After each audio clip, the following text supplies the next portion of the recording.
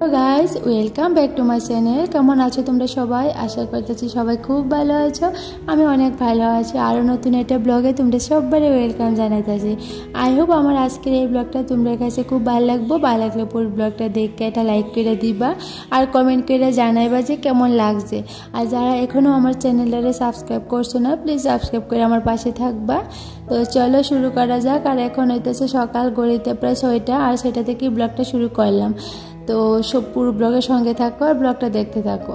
তো এই দিক দিয়ে দেখো আমি কিন্তু সবার প্রথমে ঘরের দরজা জানালাগুলি মেলে দিলাম। তারপরে এই যে আমার গ্যাসের চুলাটারে ভালো করে একটু মুচ্ছা দিয়ে তারপরে টিফিনটা বানাবো, কারণ এইটা করে না মুছলে পরে টিফিনটা বানাইতে একটু অসুবিধা হয়ে যাবে গা। আর এমনিতেও না আমি কিন্তু গত 4-5 দিন ধরে কোনো ভিডিও তোমরা লাগে শেয়ার করছি না। তার কারণ হচ্ছে একটাই, গরমের তাপমাত্রা এতটাই বেশি যে ভিডিও আমি ভয়েস করানোর মতো কোনো ক্ষমতা ছিল না যে ভয়েস করে ভিডিওটা ছাড়মু। মানে শরীর খুব দুর্বল ছিল, তার লেগে ছাড়তাম পারছি না। তো এখনই ভাবলাম যে ভিডিওটা করে রাখছি, এটা বন্ধুদের লগে একটু শেয়ার করি। তো এই দিক দিয়ে দেখো আমি প্রথমেই তো একটু গরম জল করছি মামুনি টিফিনের লেগে, আর দিক দিয়ে চা বসাইছি। তো আজকে টিফিনে না একটু ওটস খাওয়াবো। তো ওটসটা তো মিষ্টি টিষ্টি কিছু লাগে না, একদমই পাংশা লাগে। আর তার লেগে এর মধ্যে আমি সবসময় একটু মিষ্টি দিই, একটু লবণ দিই, দিয়া সেটা করি। আর এদিক দিয়ে মামুনির দেখো বড় মামুনির লেগে একটু দুধ লইলাম, কারণ একটু হরলিক্স গুলা দেবো। সকালবেলা কিটা খাইব কইতাছিল, তো ভাবলাম একটু দুধ হরলিক্সই দেই। তারপরেও আমরা চা খামার সারাদিনের তো রান্না বান্না রইলই। এমনিতেও এত গরমের লিগা মানে খাওয়া দাওয়া একটা রুচি হয় না, কারণ পরিমাণে বললাম না তাপমাত্রা গরমের অনেক বেশি। তো এই দিক দিয়ে দেখো কালকে কয়েকটা বিস্কুটের প্যাকেট আনছিল, কারণ বিস্কুট শেষ হয়ে গেছিল গা। তো ভাবলাম যে বিস্কুটের এটা ডিপার্টমেন্টে লয়ে রেখা দিই। আর এমনিতেও না মেরি বিস্কুট আনলে কেউ খাইতে চায় না, কিন্তু এই Parle-G biscuit, good day biscuit এগুলি আনলে না একদিনই শেষ হয়ে যায়। চার লোকে সবাই খায়, তারপরে মামনিও কদ্দুর ফোড়ায় সেটা খাইব।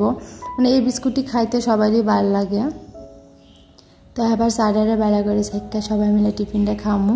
তখন কিন্তু গড়িতে প্রায় 6:45 মতো বাজে গেছে গা। তো আজকে ঘুম থেকে উঠতে একটু দেরি হয়ে গেছে গা, তার লেগে সব কাজে একটু দেরি করে হইতেছে, নাহলে কিন্তু আমার 6:30টার মধ্যে আমার মানে চা টিফিনটা হয়ে যায় গা। তো এই দিক দিয়ে দেখো এবার বিস্কুটগুলি লয়ে লাইতেছি। তো তোমরা দেখলা হয়তো কয়েকটা বিস্কুট লইলাম, সবাই মিলে চা টিফিনটা খায়। তো আবার চা টিফিন খাওয়ার পরে ঘরটারে আগের থেকে ঝাড়ুটারও দিয়ে রাখছি। তো আবার ভাবলাম ঘরটাটি লেপা দিয়ে, নাহলে চুলাটা তোমরা দেখতেছো কি অবস্থা হয়ে রয়েছে। মাটির চুলা ভিতরে রান্না করলে যখন তরকারি সম্বাস দিয়ে কোনো কিছু ভাজা করলে তেল ছিটটা পরে এদিকে মনে একটা তেলাক্ত বা হইয়া থাকে। তো এইটারে পরিষ্কার করার লেগে প্রথমে আমি সবসময় চুলার জায়গাটা লেপা রাখি। তো ভাবলাম যে আজকেও আবার ঘরটা লেপা দিয়ে, আমি তো একদিন বাদে বাদে লেপি, আর বেশি মানে খারাপ অবস্থা হয়ে গেলে আমি ডেলি লেপন লাগে। তো কালকেও কিন্তু গোটে লেপছি, তো আজকেও আবার লেপতাছি। দেখো যে এই জায়গাটাতে জল পড়ছে, জলের জায়গাটা কেমন হয়ে রয়েছে, মানে কেমন যেন ঘরটা হয়ে থাকে, মাটির ঘর যেহেতু। তো এর লিগে আমি পুরা ঘরটাই আজকে আবার লেপছি। তো ঘরটা লেপা প্রথমে ভাবছি যে রান্না করে সেরে লেপমু, তারপরে দেখতেছি এই ঘরটা আমি রান্না করানো যাইতো না, মানে এরকম একটা অবস্থা হয়ে রয়েছে, আমার নিজেরও ভালো লাগতেছিল না। তো তার লিগে ঘরটা লেপা টেপা সেরে রান্নাটা করতেছি। তো এই দিক দিয়ে তো রান্না বসালাম। তো রান্নার মধ্যে দেখো আজকে আমি কিতা করতেছি, ডাটা চচ্চড়ি করবো। তো ডাটা চচ্চড়ির ভিতরে প্রথমে আমি ডাটাটারে পেঁয়াজ টেস্ট দিয়ে একটু ভালো করে ভাইজ জ্বালাইছি। তারপরে এটার মধ্যে সরষা বাটা, কাঁচা লঙ্কা, পেঁয়াজ, তারপরে জিরা, ধনিয়া, মানে যা যা দেয় আর কি আমরা তরকারির মধ্যে সব কিছু আবার বাইটটা সেটা দিছি, দিয়ে একটু লাইটা টেরা সেটা একটু জল দিয়ে ডাইখা দিছি সিদ্ধ অনেক লিগা। আর এই দিক দিয়ে আমি কয়েকটা ঝিঙা কাটতেছি। আজকে আপনাকে তো ঝিঙার বড়া করতাম, তো ঝিঙার বড়ার লেগে আমি ঝিঙাটাকে কেমনে কাটছি দেখো, তেমন তোরভাবে কাটতে সেটা ঝিঙার বড়া করবো। আর এই দিক দিয়ে ডালটারও সিদ্ধ করে রাখছি। তো আবার ডালটারে ভালো করে বাইঙ্গা দেবো গুটনা দিয়া। তো বাইঙ্গা সাইরা আবার ডালের ফুরন দেবো, মানে মোটামুটি সব কাজে এক গায়ে রাখছি। তো এটার গুড়টা সাইরা আমি আবার এদিকে গুড়ি গুড়ুম, কারণ যেহেতু ঝিঙার বড়া করবো তো তার লেগে একটু গুড়িরও দরকার। তো একটু গুড়ি গুড়টা সেরা তারপরে মিক্সারের ভিতরে কুড়ুম গুড়িটা। তো এই দিক দিয়ে দেখো কিছু গুড়ি গুড়টা নিছি। তো আবার ডাটা চচ্চড়িটা কিন্তু হয়ে গেছে গা, দেখো কতটাই সুন্দর হয়েছে। আবার এটা নামাইলামও। তো ডাটা চচ্চড়িটা খাইতে আমার অনেকটা ভালো লাগে, কারণ ডাটা যখন শাল হয়ে যায় তখন কিন্তু এই ডাটাটা এমনিতে খাওয়া যায় না। তো এটা চচ্চড়ি করে খাইলে অনেকটা ভালো লাগে। তো এবার ডালের ফুরন দেবো। আর এই কয়েকদিন ধরে না বান্দরেরও এত উৎপাত বাড়ছে, মানে কি তা বান্দরের লেখা কোনো কিছু রাখন যাইতেছে না ঘরের মধ্যে। মানে গাছের মধ্যে কয়েকটা পাপ্পা ছিল, মানে পেঁপে, তো এই পেঁপেটি এমন অবস্থা করছে বান্দরে কি তা কমুজারণি সব পেঁপে ফাইরানো লাগছে, নাহলে পরে দিয়ে সেরা আর খাওয়ানি যাইতো নাহলে। তো এই দিক দিয়ে আমি ঝিঙ্গার বড়া করতেছি। আর আজকে যেহেতু বান্দরের লেগে সব পেঁপে ফাইরা লেগে পড়ছে গরো, তো এতগুলি পেঁপে কেমনে খামু, একটু কুড়াই সেরা শাক টাক করলে অনেকটা পেঁপে লাগে তো শেষ হয়ে যায়। তো ভাবলাম পেঁপে শাক করুন, তো তার লিগে মা কয়েকটা মানে 2টা না 3টা পেঁপে যেন আমার কুড়াই দিছে, দেখামো তোমরা আমি। তো এই পেঁপেটি মানে শাক করুন, পেঁপে শাক। তো এই দিক দিয়ে দেখো ঝিঙ্গার বড়া কিন্তু হয়ে গেছে আমার। আর যেহেতু ঝিঙ্গার থেকে জল ছাড়ে তো বড়াটা এতটাও মচমচি হইতো না, না হইলেও গরম গরম বালি মচমচি হয়, কিন্তু একটু ঠান্ডা হয়ে গেলে খাইলে এতটা মচমচি লাগে না। তো এই দিক দিয়ে পেঁপের শাকের লেগে প্রথমে আমি কয়েকটা শুকনো লঙ্কা, তেজপাতা আর পেঁয়াজ ডালে ভালো করে ভাজা, তো পেঁপেগুলি কুড়ায় রাখছিল এডিটে দিয়ে দেবো। তো আজকের পেঁপের শাকটা আমি নিরামিষা করতাম না, মাছের মাথা দিয়ে করবো। তো এবার তার মধ্যে লবণ হলুদ দিয়ে দেবো। তো একটু লাড়াচাড়া করে সেরা এটার মধ্যে শুকনো লঙ্কার বাটা, তারপরে আদা রসুন এগুলি দিয়ে সেরা ভালো করে একটু নেড়ে সেরা মাছের মাথাটা দিয়ে আবার লাড়াচাড়া করে দেবো।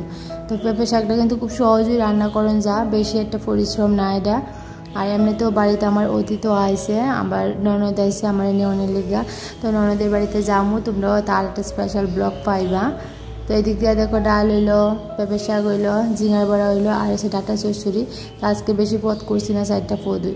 তো এদিকে রান্না করার আগে না আমি কয়েকটা কাপড় ধুয়ে লেগে রাখছিলাম। তো কাপড় ধোয়ানো তোমরা লোক আজকে আমি শেয়ার করছি না, কারণ ঘুম থেকে উঠতে একটু বেলা হয়ে গেছে, দেখা কাজেরও একটু চাপ আসিল। তো আবার কাপড়টি যে মেলা দিছিলাম তো ওইটি শুকাই গেছে, তো এই কাপড়টি আইনা সেরা আবার গোটা একটু গুছাই দেবো।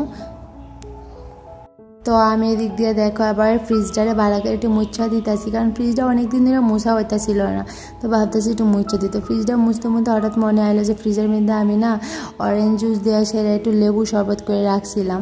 তো ভাবতেছি এতটা গরম লাগতেছিল, আর এখন কিন্তু গড়িতে প্রায় 12:30টার মতো বাজে। তার মধ্যে আমরা খাওয়া দাওয়া শেষ করছি, মামুনিরও খাওয়াইছি দিয়ে, আর তোমরা লোক কাছে শেয়ার করছি না।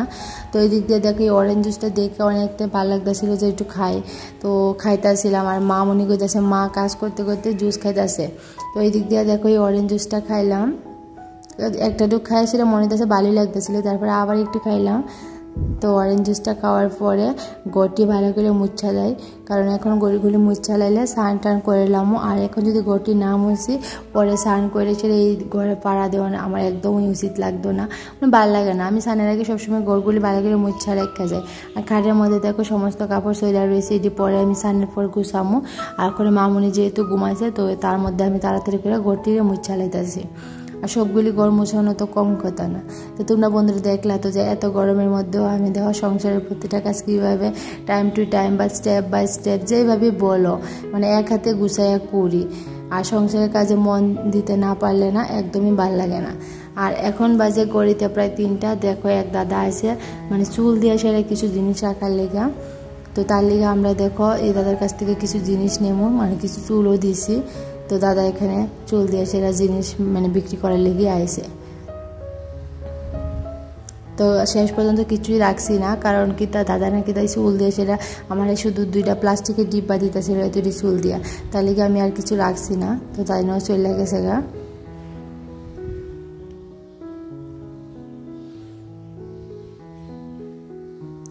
তারপর দেখো এখন বাজে বিকেল প্রায় 5:30। বান্দরে যে উৎপাদ হয়ে দেখো তোমরা, কতগুলি বান্দর আইছে।